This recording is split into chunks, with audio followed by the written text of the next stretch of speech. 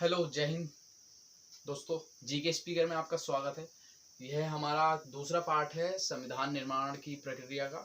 आज इसमें हम आगे बढ़ेंगे। हम माउंटबेटन योजना के तहत जब हमारे देश का विभाजन हुआ था वहां तक पहुंचे थे। अब उससे आगे देखते हैं क्या कैसे हुआ था। तो चलिए देखते हैं। देखिए, देश के विभाजन के बाद 31 अक्टूबर 1947 को संविधान सभा का पुनर्गठन हुआ।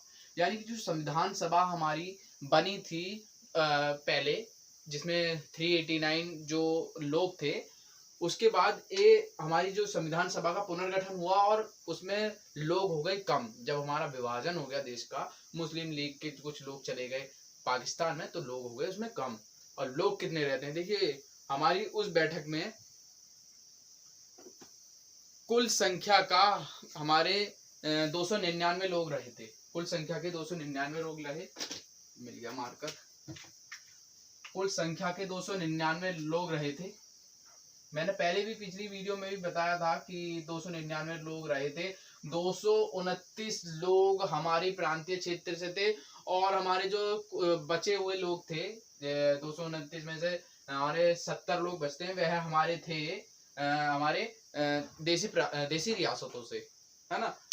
तो ये तो लोगों की हो गई। उत्पन्न हुई थी। संविधान की बैठक स्टार्ट होती है हमारी 9 दिसंबर से 23 दिसंबर के बीच पहला सत्र हुआ था। ये टोटल हमारी 11 सत्रों में हमारी बैठकें हुई थी। 11 सत्र लगे थे संविधान के बनने तक, यानी कि 26 नवंबर 1949 तक 11 सत्रों में बैठक हुई थी।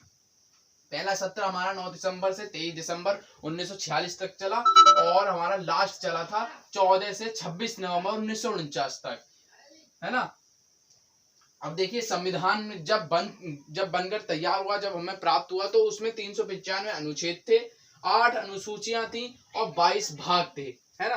अब वर्तमान में क्या, वर्तमान में अनुच्छेद भी इतने ही हैं, वो बढ़ गए हैं। वो मैं आपको बाद में किसी वीडियो में बताऊंगा। 450 के आसपास अनुच्छेद है। वह किस तरह है वह बताएंगे, मगर पढ़े जाते हैं हमारे 395 ही है। अब हमारे 12 अनुसूचियां हो गई हैं। 12 अनुसूचियां किस तरह हो गई हैं आगे अभी बताता हूँ, और 22 भाग हैं। तो अनुसूचियां देखते हैं। देखिए, 4 अनुसूचियां इसमें बढ़ गई थी, 4 अनुसूचियां प्लस हो गई थी। किस तरह हो गई थी वह देखते हैं। देखिए, हमारी 8 अनुसूचियां थी। 8 अनुसूचियों के बाद जो हमारी 4 अनुसूचियां जोड़ी गई, वह एक साथ नहीं जुड़ी, उसको भी एक समय अंतराल के साथ जोड़ा गया, कुछ समय के साथ साथ जोड़ी गई। उसमें वह किस तरह जोड़ी गई यह देखते हैं। देखिए, 9वीं अनुसूची हमारी जोड़ी गई थी, भूमि सुधार से संबंधित थी वह अनुसूची, और वह जोड़ी गई थी हमारी प्रथम संविधान संशोधन द्वारा 1951 में। ये हमारी 9वीं अनुसूची है। 10वीं अनुसूची थी हमारी दल बदल से संबंधित, वह 92वें संविधान संशोधन द्वारा 1985 में जोड़ी गई थी, है ना। अब 11वीं अनुसूची देखते थे। 11वीं अनुसूची है हमारी पंचायती राज। इसमें पंचायती राज में हमारे पंचायत के कुछ कार्य बताए गए हैं। पंचायत को किस तरह क्या कार्य करना है यह बताए गए हैं। यह जब हम संविधान जब हम अनुसूचियां पढ़ेंगे तो उसमें देखेंगे डिटेल में कि कौन सी अनुसूची का क्या है, कैसे किस लिए बनाई गई है, उसके क्या महत्व था।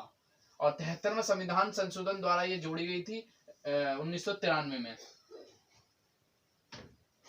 और 12वीं अनुसूची हमारी शहरी क्षेत्र से है। शहरी क्षेत्र से संबंधित यह है कि नगर पालिका से संबंधित है। इसमें हमारे कार्य बताए गए हैं शहरी क्षेत्र के लिए क्या कार्य होंगे। यह हमारी 74वें संविधान संशोधन 1993 के द्वारा जोड़ी गई थी। तो यह थी हमारी जो 4 अनुसूचियां थी जो हमारे संविधान बनने के बाद जोड़ी गई, वह कुछ इस तरह थी, देख सकते हैं।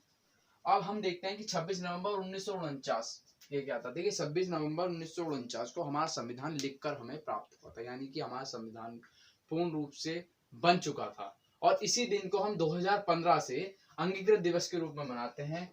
इसी दिन हमारा संविधान अंगीकृत हुआ था, यानी कि लिख गया था पूर्ण रूप से।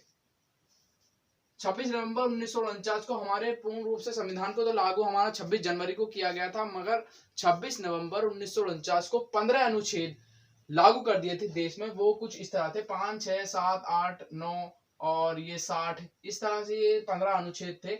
यह हमारे जो अनुच्छेद थे हमारे, यह नागरिकता से संबंधित थे, राष्ट्रपति से संबंधित थे और निर्वाचन आयोग से संबंधित थे, और भी कई इसमें अनुच्छेद थे जो हमारा जरूरी थे उस समय लागू होना।